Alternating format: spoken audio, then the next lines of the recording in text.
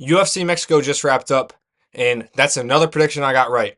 Like I said, Moreno would win 50-45 or 49-46. He would outstrike Urseg and even go to the grappling if he had to. I called this fight perfectly, just like I called the Magomed Ankalaev and Alex Pereira fight perfectly, and the Sean Brady Leon Edwards fight perfectly. So my question is, when are you gonna start putting respect on my name? Like, I'm the only one. No one does it like me, bro.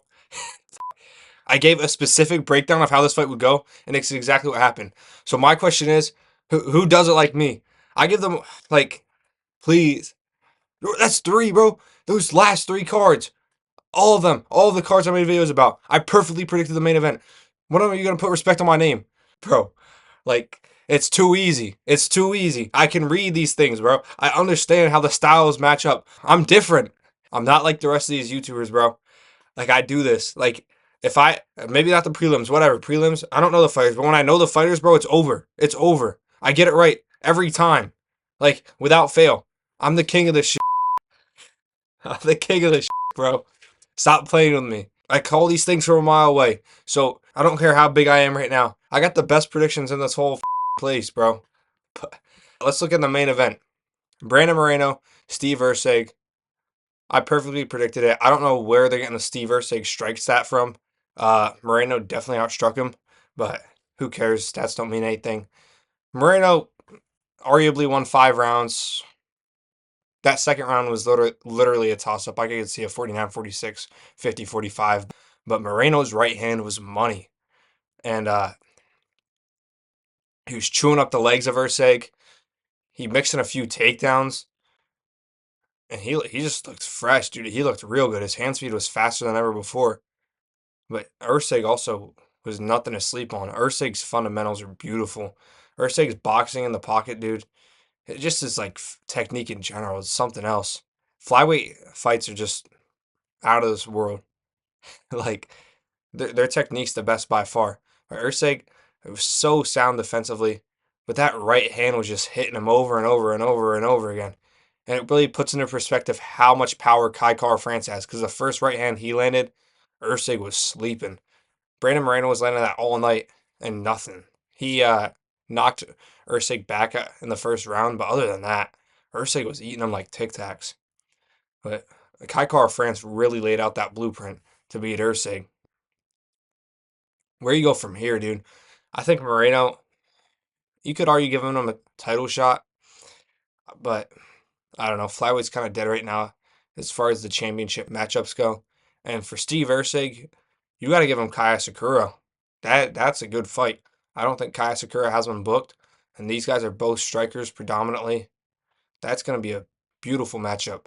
Steve Ursig's been fighting the top guys for his past 3 fights now. He needs a little step back in competition, just to get his confidence and wits about him. But yeah, I knew it would go to decision because I told you multiple times. Moreno has pillow punches, bro. Literal pillow punches. Not many people watch my prediction video, but I told you, like, I call these things from a mile away. He literally does not punch hard. He wasn't going to finish Ursig. I called this in the video. Go watch it. And yeah, he outdamaged him to a decision, like I said. So I'm just wondering why there's not respect on my name at this point because I could fluke the Alex Pereira call, whatever. Maybe I fluke the Sean Brady Leon Edwards fight. That was lucky pick, but this one, bro, how detailed it was, just give me my respect, bro. Please. Now, but yeah, this fight was I really enjoyed this. Flyweight fights are some of the best fights to watch if you're like a true fan of mixed martial arts. The technicality of these guys is through the roof. And then next we got Manel Torres versus Drew Dober.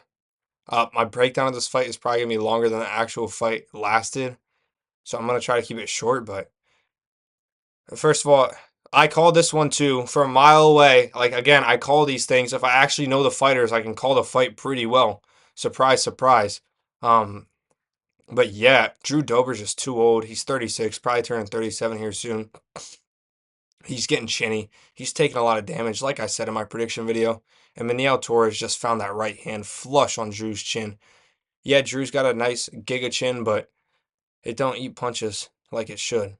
So Manel Torres just flatlined Dober. He looked amazing. And then after he dropped Dober, Mike Botron let him get like 50 shots clean, undefended on Dober. I think he wanted to see like a death today, or I don't know what he's going for. Probably like some sacrifice for his cult that he's in. If you know, you know. That's elite ball knowledge. But yeah, that was brutal. That was almost as bad as the Bobby Green stoppage. Yeah, Manel Torres looked good. I don't know who you give him. Just give him a BSD or Grand Dawson or something. Edgar Shirez, CJ Vergara. I don't know these folks too well, but Edgar Shirez was on fire.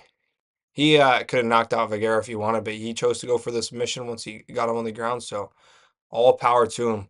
It was a beautiful sequence.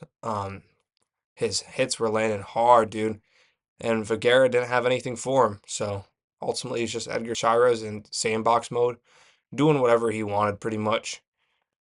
So good on Shires, dude. He looked amazing.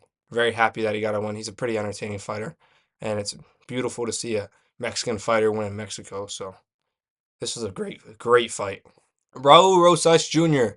stinks it up against Vince Morales and almost gets submitted like 5 times. Let's see what the submission attempts say. 2. Yeah, there's more than that, buddy. Raul, I said this in my breakdown. Again, if you want insight, just go to my breakdowns. Raul is just he's not there yet. He's not there yet at all.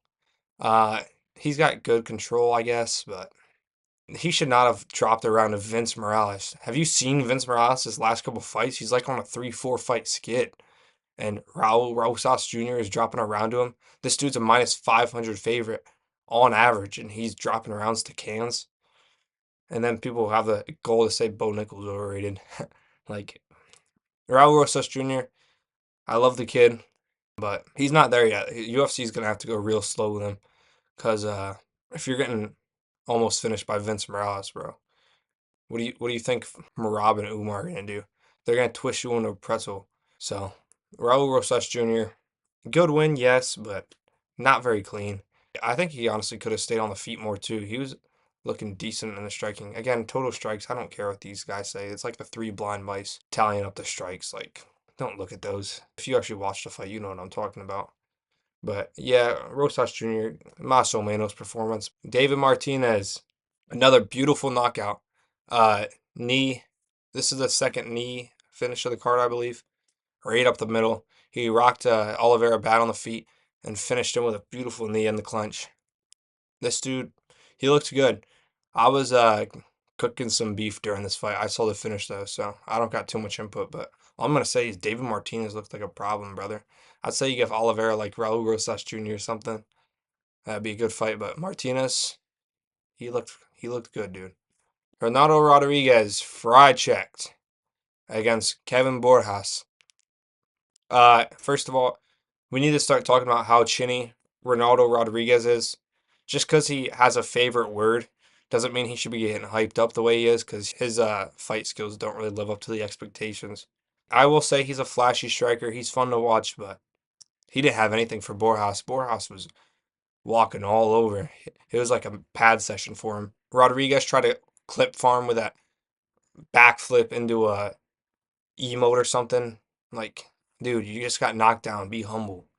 Like, yeah, Ronaldo Rodriguez didn't look good. Another prospect killed. We should have known after he got knocked down by Odie Osborne that he was about to be buns. But Borjas, I'll tell you what, Borjas versus Van would be a amazing matchup. I know Van has a fight booked against Alsu Amabayev. I'm telling you, Van versus Borjas would be one of the most technical striking matchups you can make in the UFC. That would be beautiful. Dude, this dude's the second coming of Francis Ngannou. I got scared for Jose Daniel Medina when he was on the fence getting teed off on by this guy. Like, those were hard and fast shots he was getting hit with, dude. I would tapped out right there and then. I didn't even know these guys, but I did the eye test and picked Gaultier. It was a pretty easy pick. You know, a lot of people say physiques don't mean anything, but physique can tell quite a story if you really think about it. This dude's gonna be a problem. Like, he is very dangerous on the feet. Most of the shots he landed early on would have KO'd majority of middleweights. But luckily, Jose Daniel Medina has a good chin until he didn't. And another knee up the middle just flatlined him, dude. That was scary. Like, I really, really am excited to see Gautier perform. As far as who you give him, dude, I don't really know.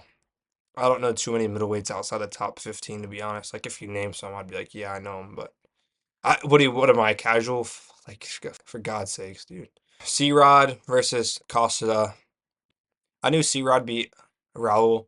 I didn't know too much about Costa, other than that he's chopped.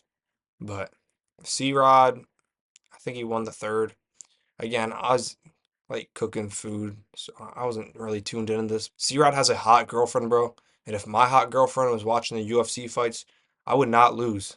But nah, I like C-Rod. I really do. It's just it was Costa's night and he ended up getting the job done, so good on Costa. Lupigo Diaz. Why are the women's fights low key bangers? Why was this low key a banger? And the women's fight last week, it's not coming to me. I forget what it was, but that was a banger too.